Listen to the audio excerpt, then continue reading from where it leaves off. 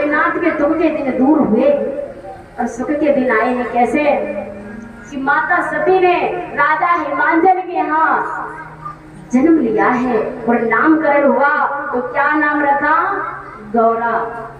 गौरा नाम रखा है। गौरा धीरे धीरे थोड़ी सी बड़ी होती है। देवर्षि नारद को पता चला कि मैया ने जन्म ले लिया, तो नारद जी दर्शन करने आते हैं। नारद जी को आसन दिया, स्वागत किया। मैना कहने लगी, बाबा नारद बाबा, हमारी बिटिया की हस्तरेखा देख लो, कैसी हमारी बिटिया की भाग्य रेखा है, कैसा भाग्य है। नारद जी कहते हैं, बुलाओ बिटिया को। जैसे ही गौरा आई है तो आकर के बैठ जाती है, तो नारद जी हस्तरेखा देखने लगते हैं। हिमांचल ने कहा, हमारी बिटिया के भाग्य में ये बताइए, दोष बताइए कि हमारी बिटिया में क्या क्या दोष है। गुण है, गुण तो रहने दीजिए, दोष बताइए। बाबा कहते अभी लो। तो नारद जी देखते हैं, कहते तुम्हारी बिटिया की भाग्य रेखा तो बहुत अच्छी है। बिटिया नहीं है, भवानी है, बहुत सुंदर भाग्य, बहुत अच्छा भाग्य। क्या बताए, स्वभावशील निकलेगी, सबसे प्रेम करेंगी, और सुंदरता तो है ही। तो क्या सुंदरता है, सब चीज बढ़िया है, क्या बताएं, कोई दोष नहीं है। हिमांचल कहते हैं, अरे हमने तुमसे दोष पूछने के लिए कहे, दोष पूछे तुमने गुण बता दिए, हमें दोष बताइए। दोष होंगे तो हम गुण में बदल लेंगे। तो कहा दोष है ही नहीं। हाँ, दोष है किसमें है मालूम? तुम्हारी जो बिटिया का दुल्हा बनेगा ना, जो पति बनेगा, उसमें कुछ दोष है। बोले दोष? बोले कैसे? कि तुम्हारी बिटिया की शादी होगी एक फक्कड़ के दास, फक्कड़ दास के साथ होगी। ना तो घर होगा, ना परिवार होगा, ना सुंदरता होगी, ना धन उसके पास होगा, भस्म रमाने वाला, धूनी रमाने वाला, उसके साथ शादी होगी, फक्कड़ दास के साथ। अब तो हिमांचल दुखी हो गए कि इतना अच्छा भाग्य मेरी बिटिया का, सो पति ऐसा मिलेगा। तुरंत हिमांचल कहते हैं, नारद जी ऐसा नहीं हो सकता है, कोई हवन यज्ञ करवा ले जिससे कि दुल्हा की रेखा बदल दी जाए। दुल्हा, नारद जी कहते हैं, हमारे परम पिता ब्रह्मदेव ने जो लिख दिया भाग्य में, जिसके भी भाग्य में लिख दिया, उसे कोई मेट नहीं सकता। जितना लिख दिया उतना होना है। अगर किसी साधारण प्राणी के साथ तुम अगर बिटिया की शादी करोगे गौरा की, तो लोग कहेंगे ऐसा दूल्हा ढूंढा, तो तुम ऐसा करो। जो जो मैंने तुम्हें दोष बताए हैं, जो अवगुण बताए हैं, ये सारे दोष भोलेनाथ में है, और तुम भोलेनाथ से शादी कर दो, तो लोग दोषों को भी गुण के रूप में देखने लगेंगे, क्योंकि वो देवादिदेव महादेव है, भगवान है। कोई उनके दोष को नहीं देखेगा, दोष होंगे वो भी इंसान गुण के रूप में ही देखेगा। मगर ऐसे शादी भी नहीं हो सकती है, क्योंकि वो भगवान है। तुम्हारी बिटिया को तपस्या करनी पड़ेगी, तपस्या के बल से भगवान प्रसन्न होंगे, तब शादी होगी। नारद जी ने तपस्या करने के लिए क्यों कहा? इसलिए कहा है कि अगर हम सरल में, सहज में भोलेनाथ से शादी करवा देंगे तो ये महत्व नहीं समझेंगी, ये महत्व नहीं समझेंगी। और तपस्या के बाद अगर भोलेनाथ से शादी करेंगे तब समझेंगी, भाई ये भगवान है ना।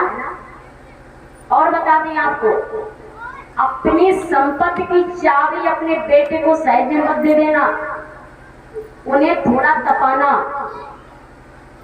थोड़ी मेहनत लेना उनसे, उसके बाद में संपत्ति की चाबी देना।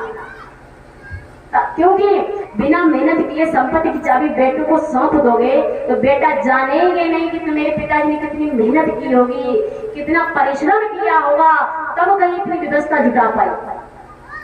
जब वो भी थोड़ा तपेंगे ना, तब समझेंगे कि कितनी मेहनत की होगी, कितनी परिश्रम किया होगा, तब इतनी व्यवस्था जुटाई है। कथा हर जगह पर हमें तत्व समझ आती है। इसीलिए नारद जी ने आज तपस्या करने के लिए कहा कि तपस्या करेंगी तुम्हारी बेटिया तब भोलेनाथ से शादी हो सकती है। मैना कहती है ठीक है करवाऊंगी तपस्या। नारद जी चले आते हैं। अब पार्थ गौरा जी को कुछ दिनों में आज मैया तपस्या करने के लिए घर से बाहर भेज देती है। पार्वती तपस्या करने जाती है, तपस्या करती हैं, बाग में जाकर के फूलों की माला बनाती हैं, भगवान भोलेनाथ की गले पहनाती हैं, फूल चढ़ाती, प्रसाद चढ़ाती, जल चढ़ाती हैं और प्रार्थना करती हैं।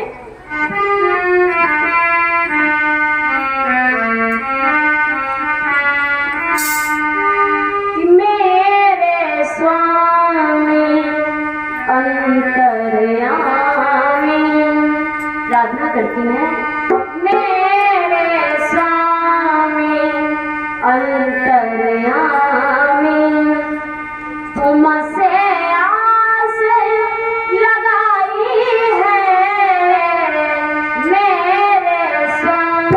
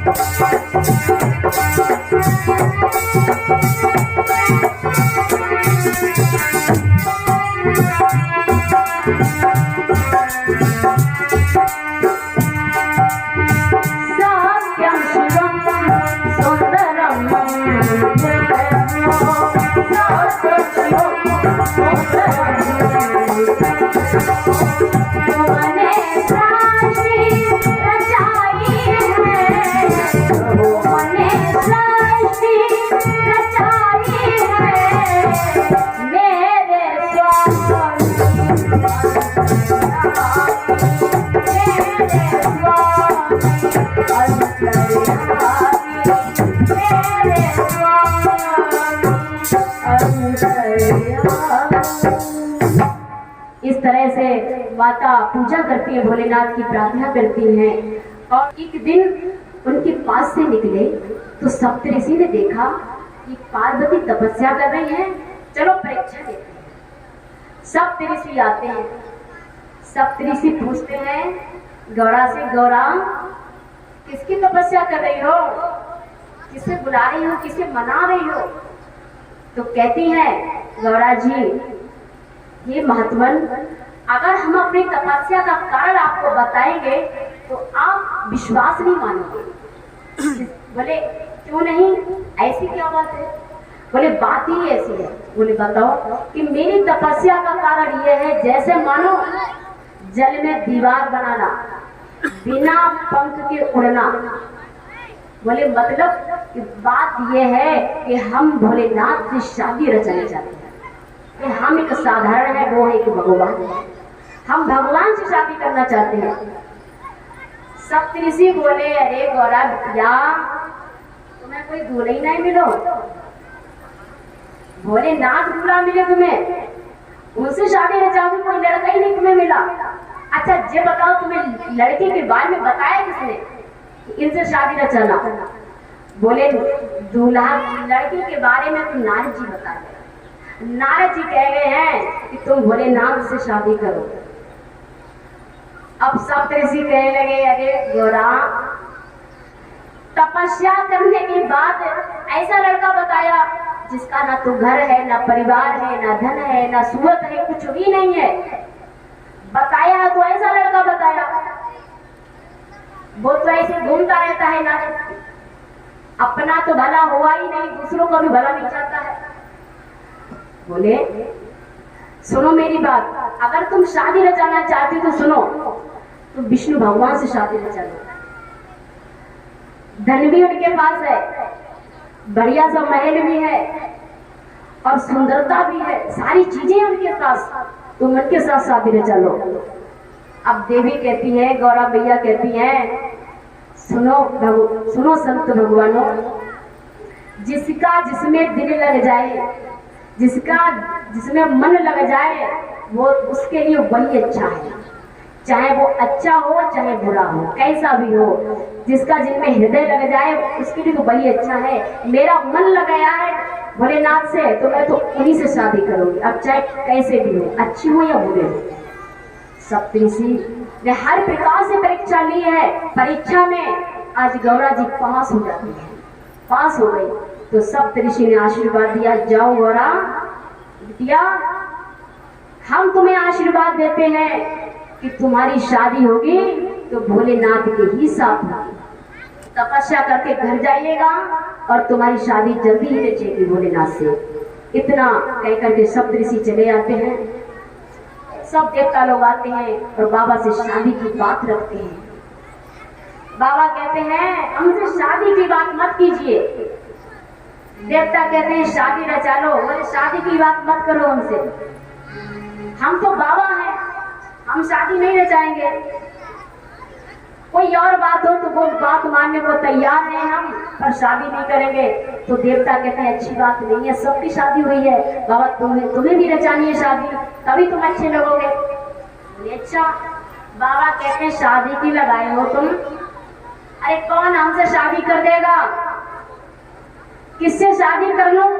तो देवता कहते हैं कि तुमसे विवाह करना चाहती है गौरा, राजा हिमांचल की पुत्री। बाबा कहते हैं ठीक है। तो बाबा तैयार हो जाते हैं, ठीक है हम शादी कर लेंगे। अब देवता खुश हो जाते हैं। सभी भक्त बोलेंगे प्रेम से, मेरे बांके बिहारी लाल,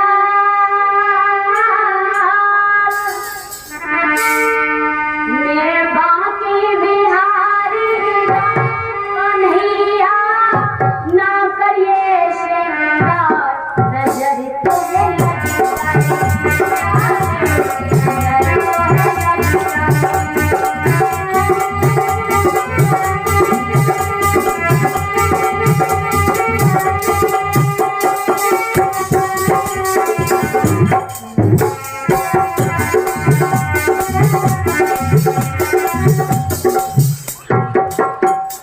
जब तक कहते नहीं आप लोग बोलते नहीं हो। सब लोग बोलो भैया, सब लोग भजन को बोलते हैं, सब लोग कभी आनंद आता है, और अकेले बोलते जाए तो अच्छा नहीं लगता है। सच्चे भजन बोलना चाहिए माता बहनों।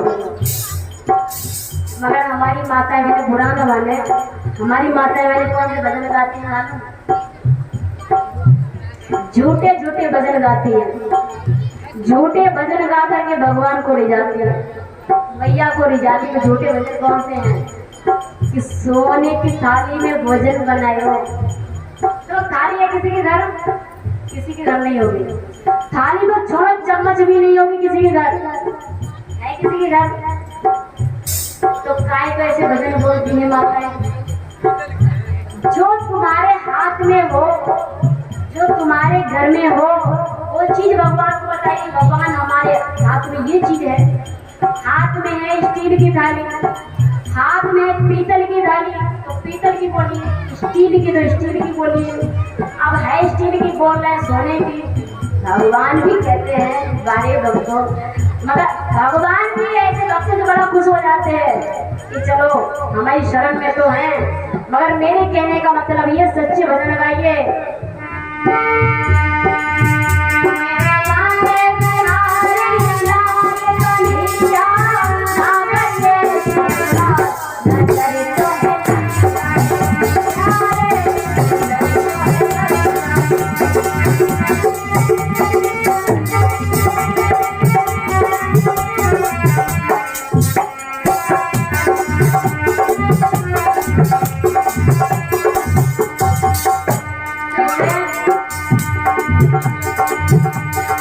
तेरी सूरतिया पे मन मोरा अटका,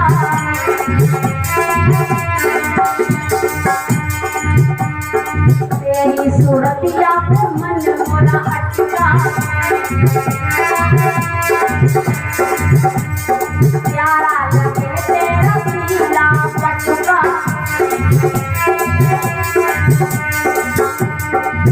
और तेरी लट घुघरा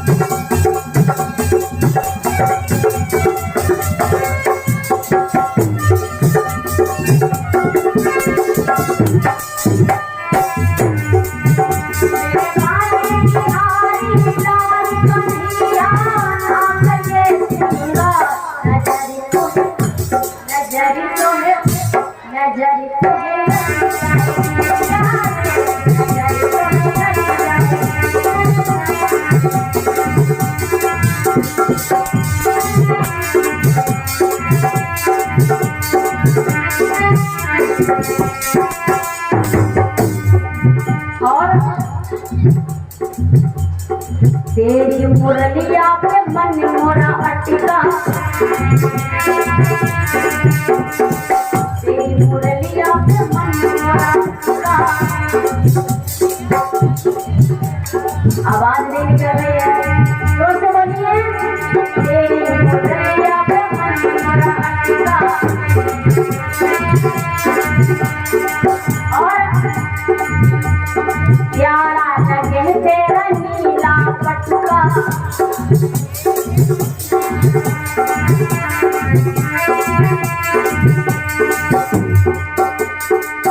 तेरी तेरी मेरी चाल, तेरी मेरी चाल कन्हैया ना करिए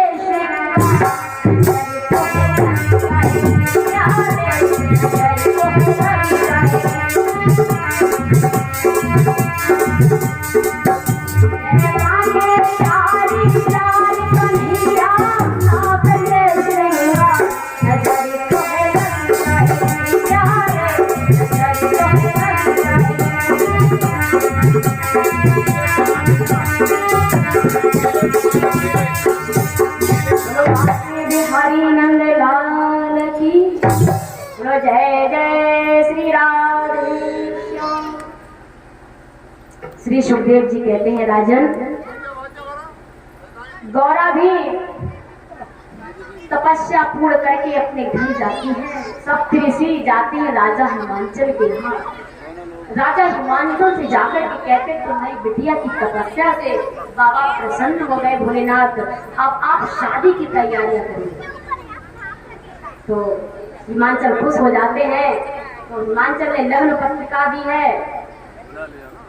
आज लग्न पत्रिका लेकर के आते हैं सप्तऋषि।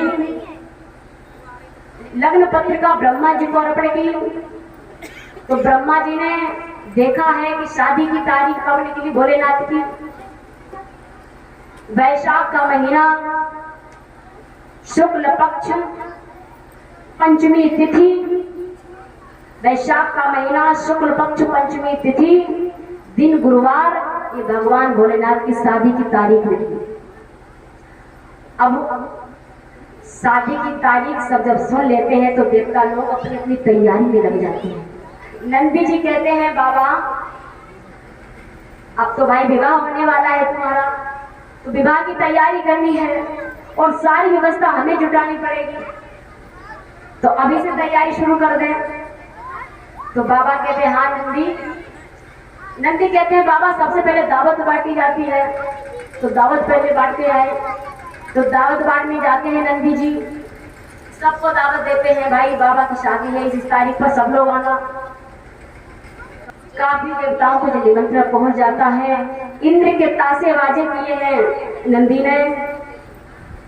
आते हैं तो भूत प्रेत चिटी चीटा भगवान भोलेनाथ से कहने लगे कि बाबा तुम्हारी बारात में हम भी चलेंगे, हम भी चलेंगे बारात में। बाबा कहते हैं चलो, सब लोग चलो। नंदी कहते हैं बाबा क्या कह दिया तुमने इन सबसे, अरे इनको ले चलोगे बाराती बना करके, ये सारा महल बिगाड़ देंगे, कोई गांव में भी नहीं घुसने दे रहे साथ ले चलोगे तो। ये टेढ़े मेढ़े हैं ना भूत प्रेत, काले काले से, और तरह तरह की आवाजें निकालेंगे तो लोग कहेंगे भैया वापस लौटा ले जाओ बारात, कोई नहीं घुसने देगा, इनको मत ले चलो। ये सब, अरे इतने दिनों बाद तो शादी का मौका मिला है, वो दिन आया शादी का, अब तुम इनको ले चलोगे तो शादी होती होगी तो भी नहीं होगी। तो भूत प्रेत कहते हैं बाबा से कि बाबा हम कुछ भी नहीं करेंगे, कुछ नहीं करेंगे, शांत चलेंगे। बाबा ने कह दिया ठीक है चलना। अब बाबा ने हाँ कर दी, मगर नंदी को शंका है। नंदी ने भूत प्रेतों को अपने पास इकट्ठा किया और भूत प्रेतों से कहा सुनो, सबको समझाते हैं नंदी, कहते हैं सुनो, जिसके बड़े बड़े बाल हैं, बड़ी बड़ी जटाएं हैं, उनसे कह रहे हैं आप हेयर कटिंग वाली दुकान पे जाना और आज के दौर की कटिंग करवा के आना। ये ऐसे बड़े बड़े बाल नहीं चलेंगे बारात में। और सुनो, जिसने सालों से नहीं नहाया है वो अभी से नहाना शुरू कर दे, तब कहीं जाने लायक होंगे। बारात में बदबू नहीं आनी चाहिए और सेटमेंट छिड़क के चलना, खुशबू आनी चाहिए। तो भाई सुनते हैं नंदी की बात और कहते हैं नंदी सुनो, जिनके लंबे लंबे दांत हैं उनको घिसवा दो, फिट करवा लो, तब चलना बारात में। एक भूत से कहा भैया भूत तुम्हारा सबका आगे मुंह है, तुम्हारे पीछे मुंह कैसे है? बारात में सब आगे मुंह करके चलेंगे, तुम पीछे खड़े होगे। बारात में जब चलना तो मुंह मोड़ के चलना, आगे करके। बोले ठीक है नंदी, ऐसी मोड़ लेंगे मुंह। एक से कहा भाई, एक भूत से कहा जिसकी 4 टांगे थी, उससे कहा तुम्हारी 4 टांगे कैसी है? सबकी भैया 2 टांगे होती, तुम्हारी 4 टांगे कैसी है? सब 2 टांगे वाले होंगे और तुम 4 टांग वाले होंगे, तो अच्छी बात नहीं, 2 हटवा देना, ठीक है? बोले ठीक है नंदी, हम हटवा देंगे टांगे। एक भूत के पेट से हाथ निकला था, उससे कहा भैया ये तुम्हारे पेट में कहा निकलो? बोले ये हमारा हाथ है। तो कहते हैं नंदी देखो जो हाथ है ना, इस हाथ को हटवा देना, ये हाथ नहीं चलेगा वहां पर। अब सबको समझाते हैं भूत प्रेतों को। और सुनो, बारात में चुपचाप चलना, आवाज नहीं आनी चाहिए बिल्कुल। तो सब कहते ठीक है, आप जैसी आज्ञा देंगे वैसे हम चलेंगे, बड़ा संभल के चलेंगे, सुधर के चलेंगे। तो समझा दिया भूत प्रेतों को। अब नंदी जी जो है व्यवस्था में जुटे हैं और इधर देवता लोग अपने वाहनों को सजा रहे हैं, अपने अपने वाहनों को सजा रहे हैं कि भाई बारात में ले चलेंगे वाहन। तो मालूम है भगवान नारायण अपने गरुड़ जी को नहला रहे हैं कि बारात में तुम्हें साथ में लेकर के चलेंगे। इधर देवराज इंद्र अपने ऐरावत हाथी को नहला रहे हैं। कुबेर जी अपने पुष्पक विमान में लड़ियां लगा रहे हैं। बाराती तो सज रहे हैं, दूल्हा की खबर नहीं है। सब सज धज करके और कैलाश पर्वत पर आ जाते हैं। कैलाश पर्वत पर धूल उड़ रही है, कोई वहां पर व्यवस्था नहीं है। नंदी जी चिंता में है, नंदी चिंता में है कि दिन के 3 बज आए हैं, ना तो भोजन की व्यवस्था, ना तो हमारे बाबा सज रहे हैं, ना कोई तैयारी हो रही है। अब वो तो समाधि लगाए बैठे, किससे क्या।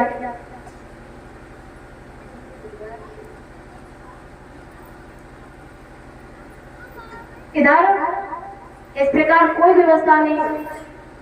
तो देवताओं ने नंदी जी से कहा कि नंदी, अरे कोई दावत आवत की व्यवस्था नहीं की है, कोई भोजन भोजन नहीं बना। नंदी जी कहते हैं भोजन की कह रहे हो, सब सज के आ गए हो, खबर नहीं है हमारी, बाबा की खबर नहीं है, भोजन करने चले आए हो, दावत दिए। अरे दावत की व्यवस्था भी तो आप लोग जुटाते, थोड़ी बहुत मदद करते। अब दावत कहाँ से हम आपको खिलाएं, कहाँ से भोजन खिलाएं।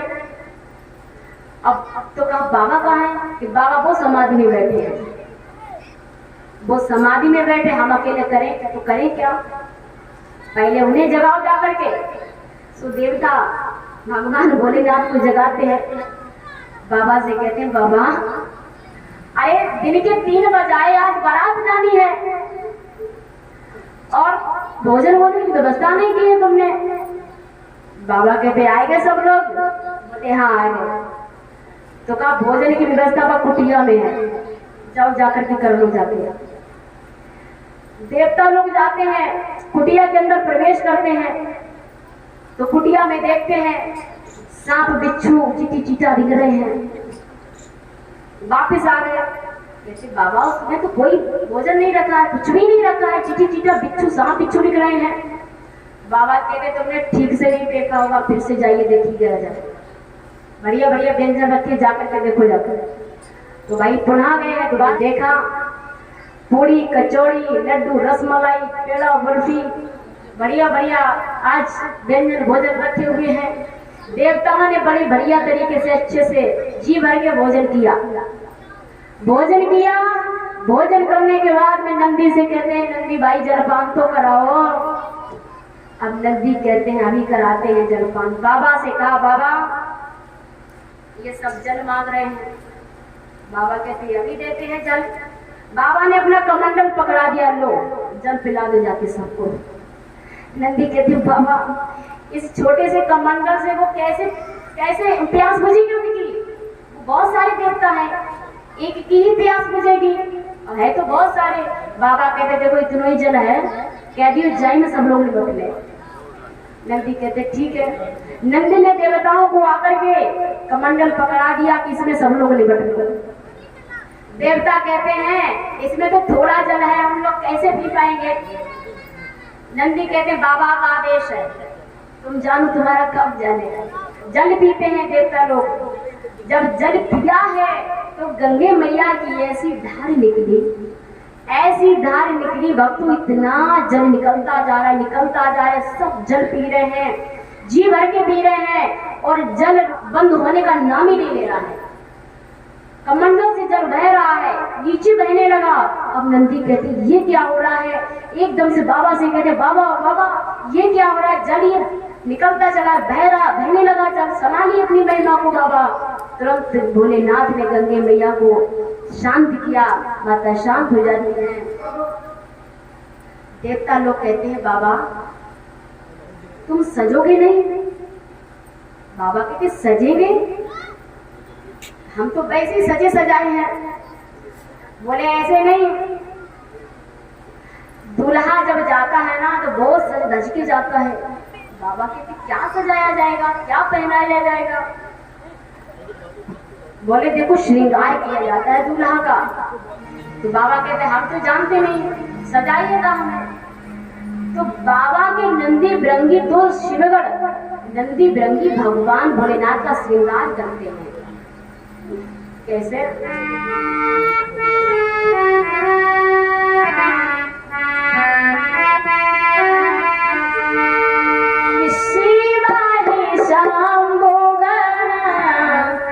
करही श्रृंगार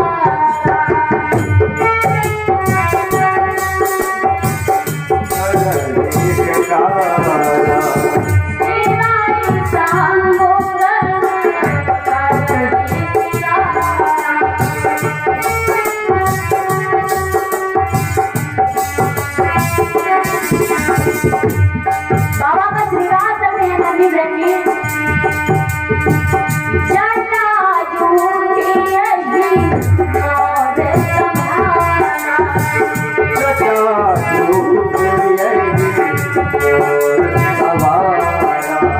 बाबा की जटाओं को इकट्ठा किया नंदी बिरंगी ने, और भक्तों आज मौन बना दिया। उसके बाद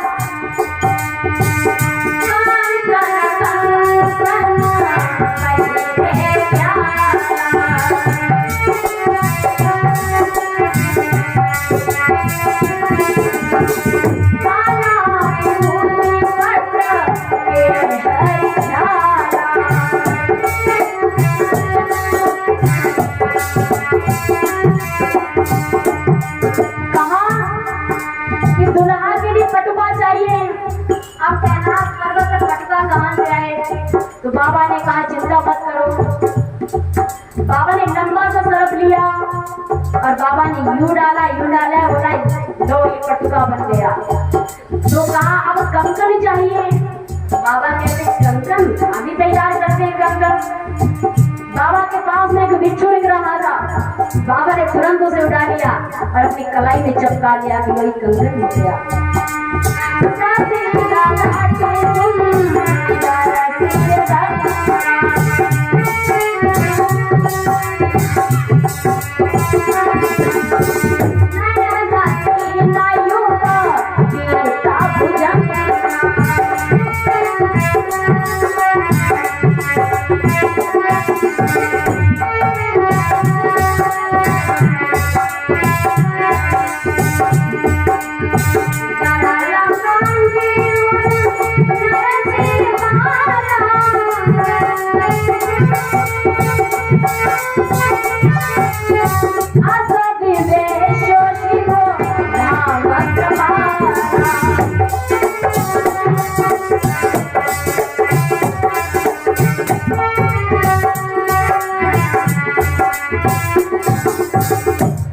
सज्जनों इस तरह से भोलेनाथ को सजाया।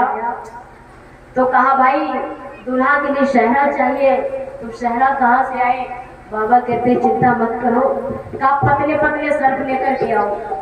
पतले पतले सर्प मंगवाए और पतले पतले सर्प को मंगवाया और बाबा ने कहा इन्हें इकट्ठा करो। इकट्ठा किया और कहा इनके सरों को बांधो। सरों को बांध दिया और बांध के बाबा ने अपने आज सर पर धारण कर लिया। कितना बढ़िया शहरा। फिर कहा भाई दूल्हा के लिए माला चाहिए। तो माला कहाँ से आए? तो बाबा कहते चिंता मत करो, आदेश करते हैं बाबा की नरमुंड लेकर के आओ। नरमुंड लेकर के आए भाई। फिर कहा एक पतला सर्प लाओ। पतला सर्प लाया गया, नरमुंडों में छेद करवाया बाबा ने और बाबा ने उस सर्प में नरमुंड पिरोए और बढ़िया जिम्माना तैयार की है। माला भगवान भोलेनाथ ने गले में पहन ली, नरमुंडों की माला पहन ली है। अब जब सर्प जब एकदम लहरा मारता है तो माला यूं यूं करके घूमती है। बाबा बहुत सुंदर लग रहे हैं, देवता बड़ी खुश हैं कि बाबा आज बड़ी अच्छी तरीके से सज रहे हैं। अब देवताओं ने कहा भैया कुछ थोड़ा बहुत पाउडर वाउडर हो जाए। बाबा कहते हैं अभी लो। बाबा के आगे भस्म रखी थी, बाबा ने तुरंत उठाई अपने चेहरे पर चुपड़ ली। नंदी कहते बाबा, अरे बाबा तुमने ये क्या किया? अरे इससे तो अच्छे तुम पहले लगते थे, तुमने ये क्या लगा लिया? बाबा ने जब भस्म लगा ली तो नंदी कहने लगे बाबा तुमने कैसा रूप बना लिया, इससे तो अच्छे पहले लग रहे थे। भोलेनाथ का मालूम कितना श्वेत रंग है, कितना श्वेत है भोलेनाथ। कर्पूरी गौरव करुणावतारम, भगवान का रंग है कपूर के जैसा। भगवान इतना गोरे हैं, भोलेनाथ इतना श्वेत है। बाबा दुल्हा बच जाते हैं। भोलेनाथ ने डमरू ले लिया अपने हाथ में और खड़े होकर के बजाने लगते हैं। कैसे? काला त्रिशूले और डमरू गिरा,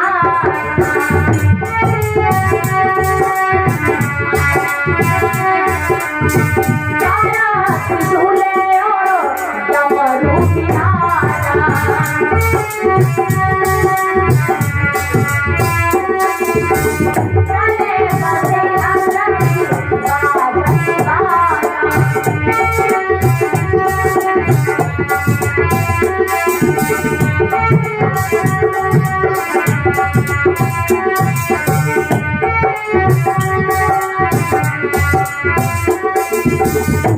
इस प्रकार भोलेनाथ खड़े होकर के डमरू बजाने लगे। कहते हैं इतना सुंदर मैं पहले कभी नहीं दिखा, आज इतना सुंदर लग रहा हूँ। अब इधर भाई बारात चलती है, आगे भोले बाबा और पीछे पीछे सब बाराती। चली है बारात। इधर हिमाचल ने इतना बढ़िया तरीके से नगर को सजाया कि देवताओं की बारात आने वाली है। देवता लोग आएंगे बाराती बन करके, नगर सजवाया। जब बारात जो है नगर के निकट पहुंची तो बारात को देखने के सबसे पहले कौन जाता है? गांव की रेजीगारी। सब छोटे छोटे बच्चे एकदम दौड़ करके गए हैं। भाई गिरजा बुआ की बारात आई है, बारात आई है, खुशी के मारे झूम उठते हैं, जाते हैं देखने। भाई जब दूल्हा देखा, दूल्हा के बाराती देखे कि दूल्हा वीआईपी और बाराती बीवी है थी, इतने सुंदर। भाई तरह तरह की आवाजें निकाल रहे थे।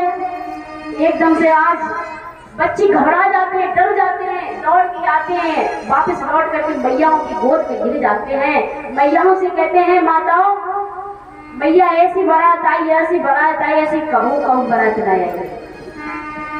सो भैया सब लोग देखने के लिए चलते हैं, ऐसी कैसी बारात आई है। देखते हैं, सब लोग देखने आते हैं कि भोले बाबा की आई बारात, भोले बाबा की आई बारात, चलो दर्शन कर आवे, भोले बाबा की आई बारात, चलो दर्शन कर आवे।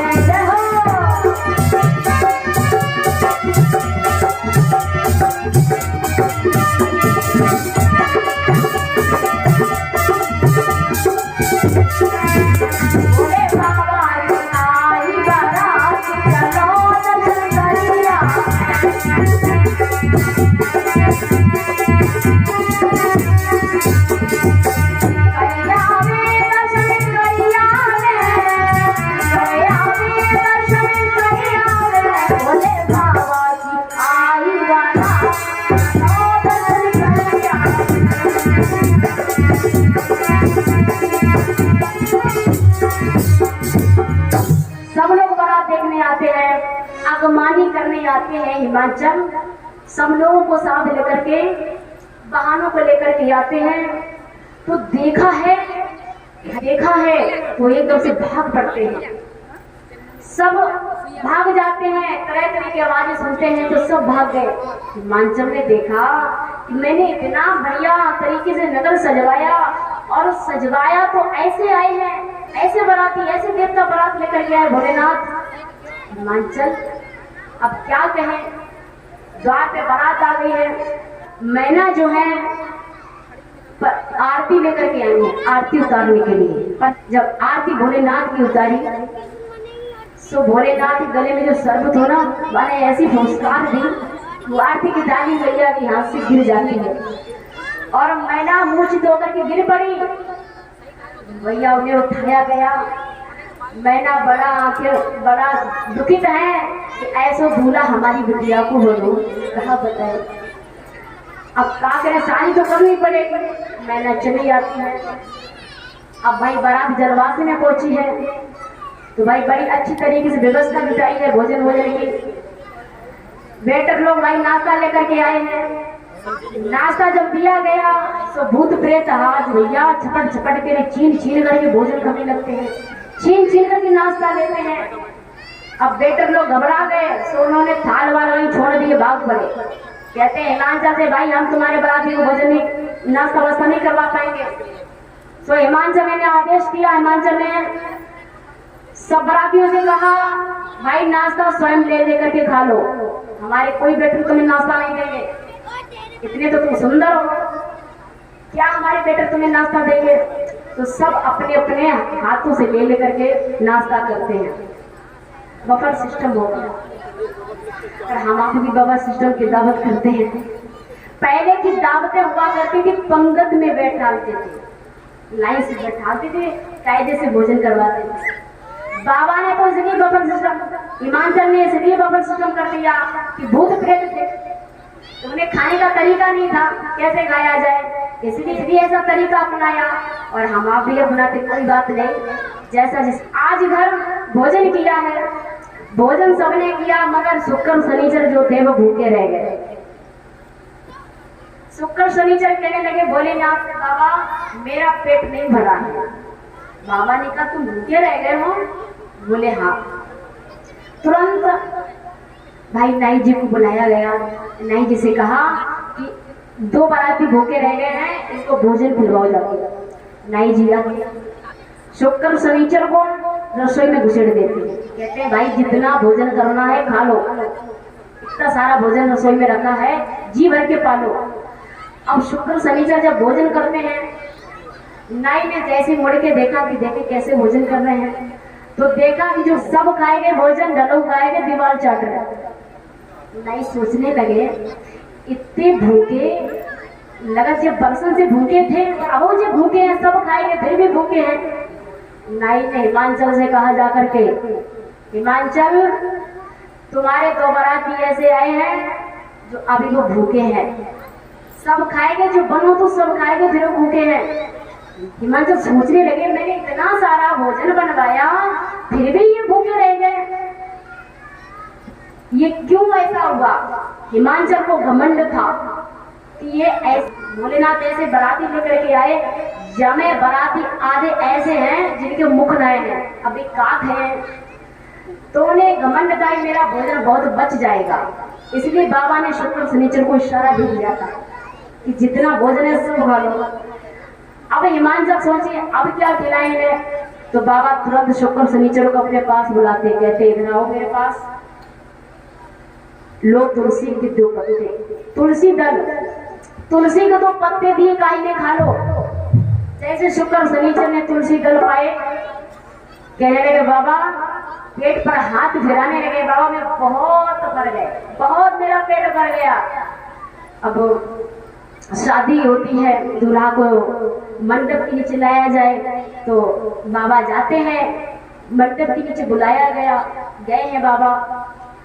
सो भाई सबने जब देखा कि जितनी बिटिया सुंदर है उतने सुंदर दूल्हा नहीं, सो मैना सब लोग बुरे बुरे करने लगे, ऐसो दूल्हा ढूंढो, ऐसो ढूंढो, ऐसो ढूंढो, इतनी सुंदर बिटिया के लिए ऐसे ढूंढो, सब तरह तरह की बातें कर रहे हैं। सो मैना जो थी, मैना रोने लगी, रो रही, घर में बैठी, और मैया भी रो रही। कौन? गौरा मैया भी रो रही है। गौरा मैया रो रही खुशी से और मैना रो रही है, इनकी मुख मना रही है कि मेरी बिटिया को ऐसे दूल्हा मिलो, इसलिए रो रही है। और गौरा क्यों रो रही है? वो खुशी से रो रही है। खुशी, देखिए आंसू दो प्रकार के होते हैं, ठंडे और गर्म आंसू। खुशी के आंसू होते हैं ठंडे आंसू और गर्म आंसू होते हैं दुख के आंसू। तो मैया गौरा जो है वो खुशी के आंसू से रो रही है कि मेरे भोलेनाथ से मेरी शादी हो जाएगी। और बाबा ने जब चर्चा सुनी कि सब लोग बुरे बुरे कर रहे हैं, अब भाई मैना ने नारद जी को बुलाया। नारद से कहा, नारद तुमने हमारी सब तबीयत करवा दी, ऐसो दूल्हा तुमने बुलवाओ। तो नारद कहते तुम्हें नहीं मालूम, ये ऐसे वैसे दूल्हा नहीं है, ऐसे वैसे लड़का नहीं है, ये भगवान है, भगवान भोलेनाथ है। तरह हर प्रकार से समझाया, मैना को संतुष्टि बताई और बाबा ने इधर सुंदर सा रूप बनाया। बाबा इतना सुंदर लगने लगे, इतना सुंदर रूप बनाया। जब दोबारा जब लोगों ने देखा, अभी तो ये कुछ लग रहे थे, अब कुछ लगने लगे, इतने सुंदर। तो सब भाई खुशी खुशी शादी करते हैं बाबा की। तो सबसे पहले कन्यादान होता है।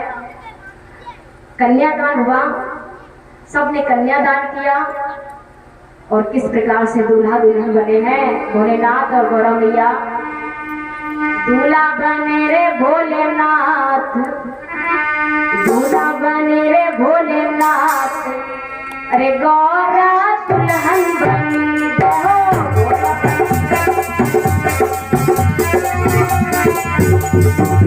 दूल्हा बने रे भोलेनाथ, गौरा दुल्हन बनी हो।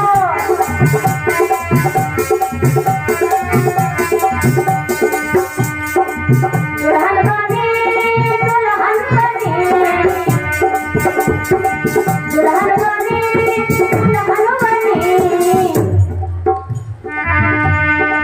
दूल्हा दूल्हा दूल्हा बने रे भोलेनाथ, गौरा दुल्हन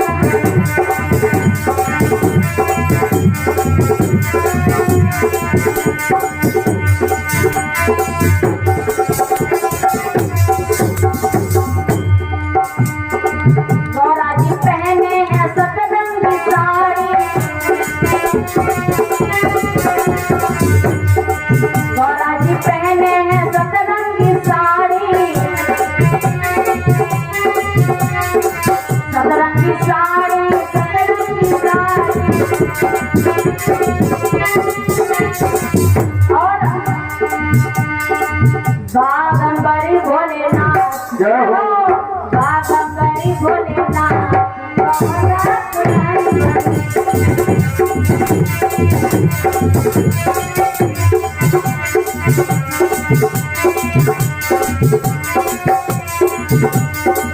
और सुनो, गौरा जी पहने हैं मोतियन माला, गौरा जी पहने हैं मोतियन माला। और बोले बाबा, बाबा कौन सी माला पहने? नरम मुंडों की माली, गौरा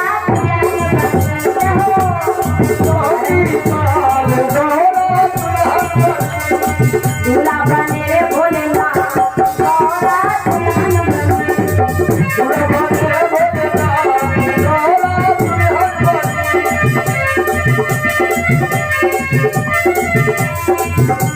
सभी लोग गाइए साथ साथ बाबा की शादी की खुशी में। गौरा हमारी बड़ी प्यारी लागे, गौरा हमारी बड़ी प्यारी लागे, गौरा हमारी बड़ी प्यारी लागे, गौरा हमारी बड़ी प्यारी लागे, प्यारी लागे रे प्यारी लागे, प्यारी लागे प्यारी लागे। और दूल्हा लगे रे कमाल, दूल्हा लगे रे कमाल, गौरा दुल्हन बनी हो। लगे रे कमाल, गौरा दुल्हन बनी, दूल्हा लगे रे कमाल, गौरा दुल्हन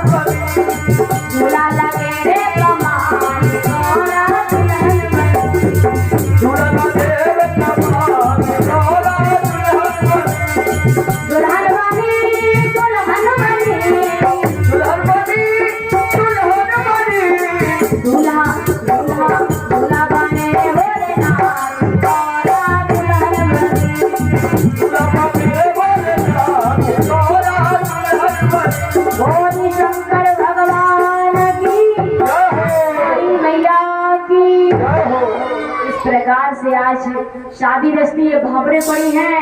भावरे पड़ जाने के बाद में आज भैया आज राजा हिमांचल ने बहुत दान दहेज दिया है। उसके बाद आज माता ने गौरा को उपदेश दिए कि ससुराल जा रही हो, ससुराल में सब जनों का कहना मानना, पति को अपने परमेश्वर के समान मानना, ससुराल में 2-4 बातें कह दे तो उसका जवाब मत देना। अगर ज्यादा अधिक तुमसे कोई कुछ ज्यादा कहे, ज्यादा लड़ाई झगड़ा करे तो उन्हें प्यार से समझाना, पर तुम लड़ना नहीं, बात को सुनना और बराबरी मत करना। बड़े अच्छे उपदेश दिए हैं, उपदेश पाए हैं गौरा जी ने। उसके बाद भोलेनाथ के साथ मैया आज कैलाश पर्वत पर चली जाती हैं, बारात लौट आती है। बोली भोलेनाथ की